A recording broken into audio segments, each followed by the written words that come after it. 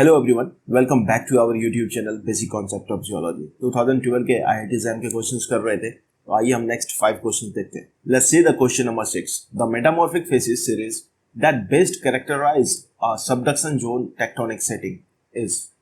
तो subduction zone में कौन सा मेटामॉर्फिक फेसेस हमें मिलता है? This is the very simple question. तो सबडक्शन जोन में क्या होता है?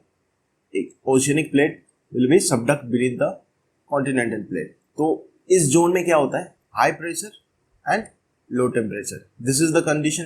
तो सबडक्शन जोन में हमें किस तरह के फेसेस मिलेंगे? अगर मेटामॉर्फिक सीरीज का फेसेस सीरीज का आपको डायग्राम याद हो तो this is pressure, this is temperature. तो क्या बोला मैंने कि high pressure and low temperature. High pressure and low temperature, अगर ये लाइन अगर आपको मिलता है तो ये क्या, this will represent the high pressure and low temperature. तो अब यहाँ पे कौन कौन से सीरीज होते हैं वही हमें ऑप्शन में अपने देखने हैं। Let's see this diagram. ये सबडक्शन जोन दिखा रहा है आपको एंड ये टेम्परेचर दिखा रहा है। जिस तरह से हम नीचे जाएंगे तो टेम्परेचर भी इंक्रीज हो रहा है और यहाँ पे क्या होता है? Pressure due to this subduction यहाँ पे प्रेशर जनरेट होता है, तो ये हाई प्रेशर लो टेम्परेचर होता है। एंड ये रहा आपका फेसिस सीरीज का डायग्राम। तो जैसे कि मैंने बताया यहाँ पे इन्वर्ट डायग्राम दिया हुआ है, तो घबराने की जरूरत नहीं है। तो this is temperature, this is pressure, so this will be the subduction zone. Okay, तो इसमें आपको कौन कौन से फेसेस मिल रहे हैं? एक तो जियोलाइट मिल सकता है और नहीं भी मिल सकता है आपको। ब्लू सिस्ट तो मिलेगा ही मिलेगा। उसके बाद ये इक्लोजाइट को भी कट कर रहा है। तो so blue schist and eclogite will be the main facies which will be occur during the subduction. एक तो आपको यहाँ लो ग्रेड वाला फेसेस मिलेगा। उसके बाद हाई प्रेशर पे ब्लू सिस्ट मिलेगा और it will be goes up to eclogite. तो blue schist and eclogite are the two most important metamorphic facies series which will you get in the subduction zone. So let's see the options: prehnite, pumpelite and blue cyst and eclosite. इसके अलावा आप देखोगे तो blue cyst और eclosite किसी में भी नहीं है। तो blue cyst is the characteristics facies which will be occur in a subduction zone. तो blue cyst जहाँ भी रहेगा उसी ऑप्शन में हम अपना टाइम वेस्ट करेंगे। जिसमें blue cyst नहीं है तो उसमें ऑप्शन को हमें देखने की भी जरूरत नहीं है। तो इसके अलावा किसी में भी नहीं है। तो ये प्रीनाइट पंपलाइट जियोलाइट के बाद एग्जिस्ट करता है, तो ये आपको मिल सकता है। इस डायग्राम में नहीं है लेकिन वो आपको मिलेगा। और ये दोनों तो है, तो direct our answer is A. So let's move to the next question. Question number 7। Match the fold type in group 1 with the interlimb angle of the fold. Okay, ये इंटरलिम एंगल के बेसिस पे दिया हुआ है type of fold. तो सबसे पहले इंटरलिम angle होता क्या है? So the angle between tangent to the fold surface drawn through the inflation line. अब दो चीजें यहाँ पे आई, एक तो टेंजेंट ड्रॉ होगा, दूसरा कहाँ से होगा? इन्फ्लेशन लाइन से होगा। तो इन्फ्लेशन लाइन क्या होता है मैंने पहले भी एक्सप्लेन किया है, आइए एक बार फिर से देखते हैं। तो ये टिपिकल फोल्ड का डायग्राम है जिसमें कि आपको क्रस्ट और टफ दिया हुआ है। अब देखो जहां से ये कर्व जो है, ये वाला जो पॉइंट है ना, मीडियन लाइन जहां से खींचा हुआ है, कि जहां से ये कर्व टर्न लेना शुरू करता है। अभी यहां तक आओगे तो नीचे आ रहा था, फिर यहां से बिल्कुल और नीचे जाके फिर यहां से कर्वेचर जहां से इसका स्टार्ट एक्चुअल होना शुरू होता ना, तो उसको इन्फ्लेशन पॉइंट बोलते हैं। फिर जब इस पॉइंट को मैच करोगे आप तो इन्फ्लेशन लाइन होता है वो।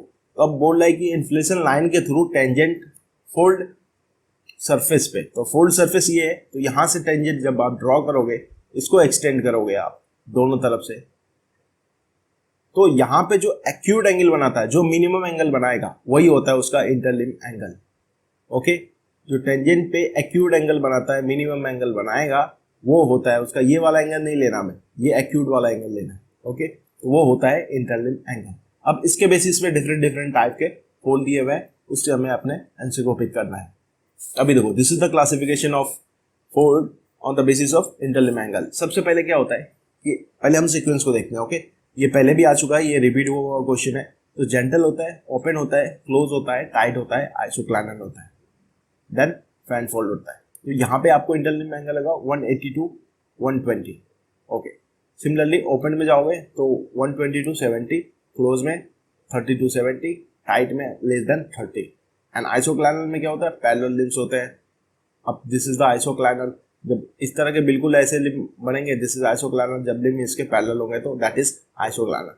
एक और ऑप्शन दिया हुआ है यहाँ पे फैन फोल्ड। फैन फोल्ड में क्या होता है? ये इंटरलिम एंगल जो होता है वो निगेटिव होता है। निगेटिव कैसे होगा? क्योंकि देखो जब ये इसके लिम्ब जो है जब ओवरटर्न हो जाते हैं तो ये निगेटिव एंगल क्रिएट करता है, क्योंकि ये नीचे की तरफ बन रहा है तो ये निगेटिव एंगल करता है। और क्यों करता है वो? क्योंकि ये फैन फोल्ड है और फैन फोल्ड में क्या होता है, उसके लिम्स ओवरटर्न होते हैं।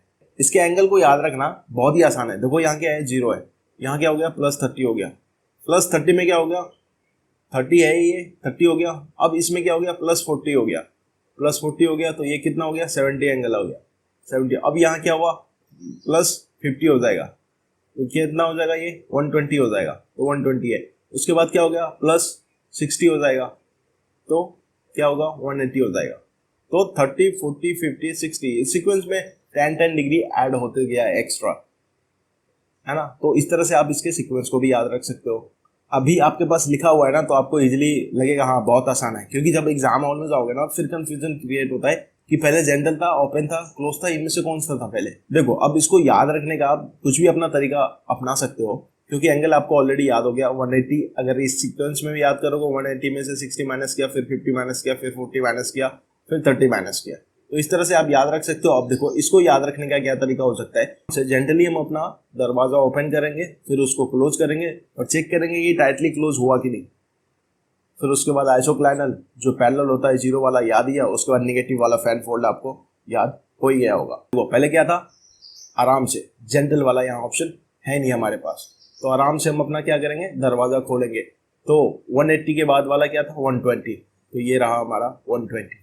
उसके बाद क्या करेंगे, हम अपना दरवाजा को क्लोज करेंगे। तो क्लोज करना है तो 120 के बाद वाला क्या हुआ, 70, है ना। अब क्लोज कर दिया तो फिर हम चेक करेंगे कि वो दरवाजा टाइटली बंद हुआ कि नहीं। तो 70 के बाद वाला ऑप्शन क्या था हमारा, 30, ठीक है। और लास्ट हमारा क्या बन गया, आइसोक्लाइन। तो आई होप अब आपको कोई कंफ्यूजन नहीं होगा, यहां से आप अपने ऑप्शंस मैच कर लो। तो P4 एक ही ऑप्शन में, तो यही होगा, रेस्ट हम मैच कर लेते हैं। Q2 open 120, 170, okay.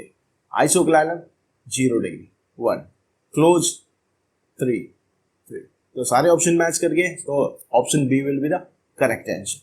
So let's move to the next question. The question number 8 is from Igneous Petrology. Match the definition of magmatic bodies in group 1 with their nomenclature in group 2. ये भी हमने पहले किया हुआ है, ये भी क्वेश्चन रिपीट हुआ है। तो आइए हम इसको पहले एक डायग्राम के थ्रू समझने की कोशिश करते हैं। देखो ऑप्शन रट्टा मारने की जरूरत नहीं है आपको। ऑप्शन रट्टा मारोगे सीधा ए का बी, बी का सी करोगे, तो फिर वो नेक्स्ट टाइम क्वेश्चन देखोगे तो कंफ्यूज हो जाएगा। तो हम समझने की कोशिश करते हैं, उसके हिसाब से सॉल्व करते हैं, ताकि नेक्स्ट टाइम ये क्वेश्चन आए तो हम इजीली सॉल्व करते हैं, उसको विद इन सेकंड सॉल्व कर सके। तो देखो इस डायग्राम में सबसे पहले देखो यहाँ पे क्या हुआ, मेल्ट जनरेट हुआ। ये पूरा मेल्ट जनरेट हुआ है, मैग्मा है ये पूरा, ठीक है।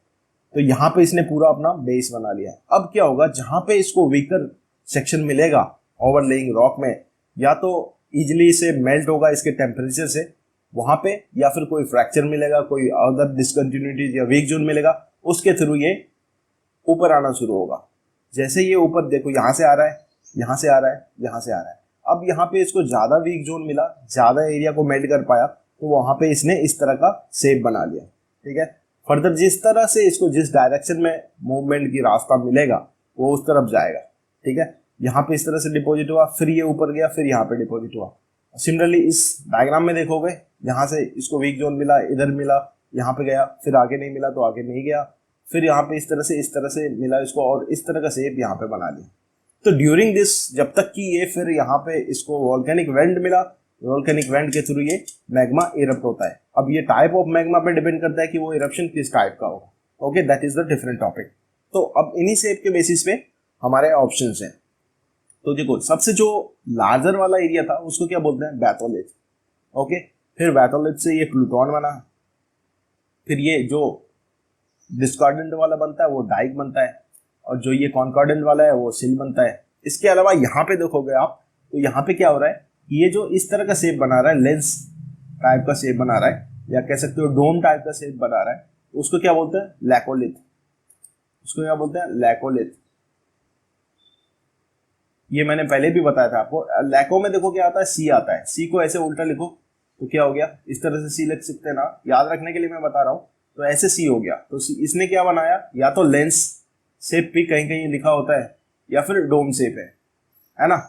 तो ये डोम हो गया, लैकोलिथ क्या हो गया, डोम हो गया। अब देखो इस डायग्राम में आते हैं जो कि हमें ये वाला लैपोलिथ वाला नहीं दिख रहा। तो ये क्या होता है, इस तरह से इरप्ट होना शुरू हुआ और ये जो ऊपर वाला सरफेस है उसके नीचे ये इस तरह का डिपॉजिट बनाता है। इस तरह से यहाँ मैग्मा इकट्ठा होता है। तो ये वाला इसको क्या बोलते हैं, इसको बोलते हैं सॉसर शेप। क्या बोलते हैं, saucer shape, SAUCER, saucer shape बोलते हैं। इसको क्या बोलते हैं, लोपोलिथ। और अगर कोई फोल्डेड एरिया होता है उसमें मैग्मा इंट्रूड करता है तो वो क्या करता है, जो इसका भी वीकर जोन होता है ना, जहाँ पे स्पेस उसको इजीली एक्वायर कर सकता है, या तो उसका क्रस्ट होता है या ट्रफ होता है। तो यहाँ पे देखोगे आप, ये इस वाले सेक्शन में डिपॉजिट हुआ, फिर यहाँ पे इस वाले सेक्शन में डिपॉजिट। ट्रफ और क्रस्ट में जहाँ पे भी फोल्डेड एरिया में डिपॉजिट होता है उसको क्या बोलते हैं, फैकोलिथ। तो let's see our options. Concordant intrusive body with a flat base and dome roof, ये वाला ऑप्शन लैकोलिथ। तो ये क्या हो गया हमारा, laccolith. Plutonic igneous body with an areal extent greater than 100 kilometre, मतलब 100 किलोमीटर से ज्यादा एरिया में होगा। तो ये लार्जर वाला एरिया क्या था, बैथोलिथ। बैथोलिथ अब याद रखेंगे, बैथोलिथ में क्या होता है, बेस याद रखो, जो बेस बनाएगा। तो बेस क्या होता है, हमेशा बड़ा और स्ट्रांग होता है ना। तो ग्रेटर देन 100 किलोमीटर में तो batholith. Large conformable saucer shape layered intrusive body, तो सॉसर शेप में क्या था, लैपोलिथ। तो that is lapolith. And lens shape plutonic that occupy the crust of an antiform और ट्रफ ऑफ अ सिनफॉर्म। तो ये भी आपको क्या लेंस टाइप ऑफ शेप बना रहा है जो कि क्रस्ट एंड ट्रफ में होता है, दैट इज फैकोलिथ। फैकोलिथ। तो मैंने आपको यहाँ पे भी ये लेंस वाला बताया था लोकोलिथ में, तो ये भी, इसको भी बोलते हैं कभी कभी लेंस। तो कंफ्यूज होने की जरूरत नहीं है क्योंकि ऑलमोस्ट देखोगे तो इसी शेप का है। सॉरी, अभी देखोगे शेप इसका देखोगे तो इसी शेप का है, इसलिए इसको लेंस बोलते हैं। बट ये फोल्डेड एरिया में क्रस्ट एंड ट्रफ में होता है, इसलिए ये डिफरेंट है। ओके, तो यहां से हम अपने ऑप्शंस को इजीली टिक कर सकते हैं।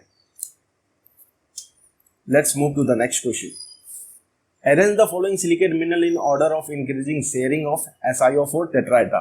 तो जिसने भी मेरा सिलिकेट स्ट्रक्चर वाला वीडियोस देखा होगा, जो कि मेरे आपको मिनरोलॉजी सेक्शन वाले वीडियोस में मिल जाएगा, मैंने काफ़ी अच्छे से एक्सप्लेन किया है आपको कि ये टेट्राहेड्रल कैसे बनता है, इसके बेसिस पे कैसे कैसे फर्दर डिवीजन है, कितने ऑक्सीजन और सिलिकॉन शेयर करते हैं और कितने किस किस तरह के आपको स्ट्रक्चर देखने को मिलते हैं, फिर फॉर्मूला कैसे किसी मिनरल का बनता है, ऑलविन का फॉर्मूला कैसे बनता है, ऑगाइड कहाँ से आता है, ये सारे चीज़ें मैंने एक्सप्लेन की है।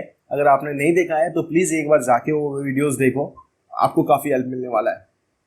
तो ये बहुत ईजी है, तो इसको सॉल्व करते हैं। देखो सबसे पहले जो सबसे सिंपलेस्ट स्ट्रक्चर क्या किसका होता है, नीजोसिलिकेट का होता है ना।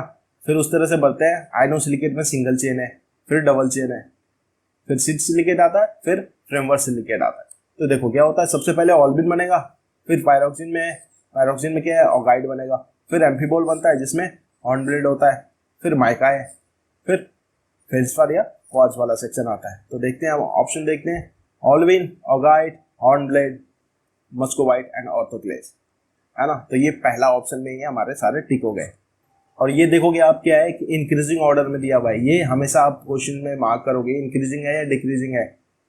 अगर डिक्रीजिंग होता तो उल्टा सीक्वेंस हो जाता है। तो option A will be the right. ज्यादा डिटेल के लिए आप प्लीज जाके वीडियो देखो, आपको बहुत सारे इन्फॉर्मेशन मिलने वाले हैं। So let's move to the next question. ये भी मेरे वीडियो से क्वेश्चन है जो कि पहले भी आ चुका है, बहुत ही सिंपल है। क्रिस्टलोग्राफिक एक्सिस में मैंने आपको एक्सप्लेन किया है कि ये किस तरह से बनेगा, तो आप प्लीज जाके वीडियो देखो।